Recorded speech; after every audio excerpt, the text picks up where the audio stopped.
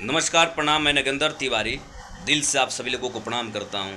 स्वतंत्रता दिवस की ढेर सारी शुभकामनाएं आप सबको। आज पूरा देश स्वतंत्रता दिवस मना रहा है। स्वतंत्रता का मन ही होना है स्वतंत्र होना। याद करिए, एक समय ऐसा था जब हमें अपने माँ को भी माँ कहने का अधिकार नहीं था, हमें अपने पिता को भी पिता कहने का अधिकार नहीं था। लेकिन मैं सलाम करता हूँ ऐसे महापुरुषों को जिन्होंने अपना सर्वस्व बलिदान करके हमें स्वतंत्र कराया। और आज हम अपने ही इतिहास को भूल रहे हैं। सोचिए, आज हमें 14 फरवरी याद है कि 14 फरवरी को वैलेंटाइन डे है, लेकिन हमें ये याद नहीं है कि उसी 14 फरवरी को हमारे देश के 40 माओं का गुद सुना हो गया जब पुलवामा में सीआरपीएफ के 40 जवान शहीद हो गए। हमें ये याद है कि 7 फरवरी को कौन सा डे है, लेकिन हमें 23 मार्च याद नहीं है कि उसी 23 मार्च को हमारे देश के 3 महापुरुषों को एक साथ फांसी दिया गया, सुखदेव, राजगुरु, भगत सिंह। ये हमें याद नहीं है। आज हम अपने इतिहास से कट रहे हैं। इतिहास ना तुमको माफ करेगा, याद रहे। पीढ़ियां तुम्हारी करनी पर पछताएगी। अगर बांध बांधने से पहले जल सूख गया तो उस धरती की छाती पर दरार पड़ जाएगी। और उस दरार को कोई बचा सकता है तो हमारे युवा बचा सकता है।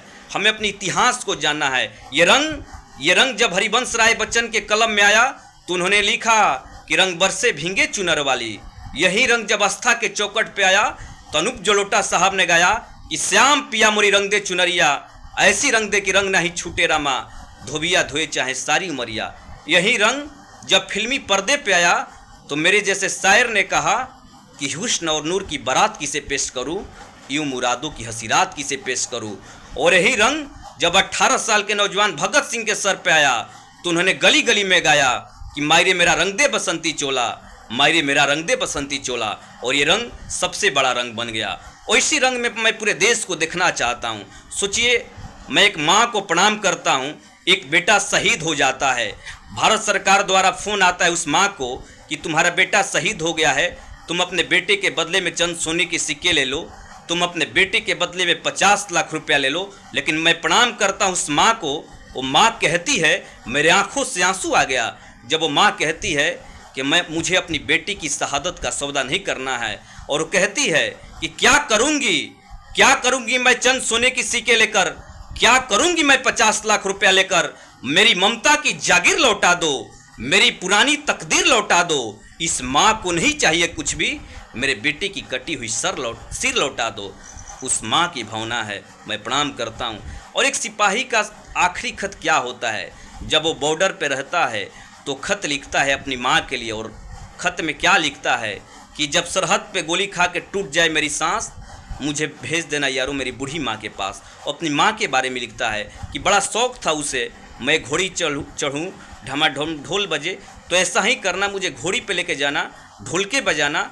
और माँ से कहना, बेटा दूल्हा बन के आया है, बहू नहीं ला पाया तो क्या हुआ, कम से कम बारात तो लाया है। मेरा छोटा भाई उसे कहना कि क्या मेरा वादा निभाएगा, मैं सरहदों से बोल के आया था, एक बेटा जाएगा तो दूसरा बेटा आएगा। मेरी छोटी बहना उसे कहना, मुझे याद था उसका तोहफा, लेकिन अजीब इत्तेफाक हो गया, इस राखी में उसका भाई राख हो गया। और 2 लाइन अपनी जीवन साथी के लिए कहता है कि 2 घड़ी के लिए वहाँ जरूर ठहरना, पेड़ के सामने वाला घर वही तो रहती है वो, जिसके साथ जीने मरने का वादा किया था। उससे कहना, भारत माँ का साथ निभाने में उसका साथ छूट गया, एक वादा के लिए दूसरा वादा टूट गया। ये जवान होते हैं। मैं ऐसे जवान को मैं प्रणाम करता हूँ, सलाम करता हूँ। अभी ये कश्मीर से मुद्दा उठा कि कश्मीर भारत के बाप का नहीं है। मैंने कहा कि बिल्कुल नहीं है, तो पाकिस्तान के बाप का है। तो बाप का है तो बेटा का नहीं हो सकता। मैंने कहा कि हो सकता था, लेकिन तुम नाजायज़ बेटा हो जो अपने बाप को भी बाप शायद कह नहीं सकते। और जिस दिन सामने से वार करना सीख जाओगे, उस दिन तुम्हारा नामो निशान मिटवा देंगे। और जहाँ पे लिखा है पाकिस्तान, वहाँ भी हिंदुस्तान लिखवा देंगे। जय हिंद, जय भारत।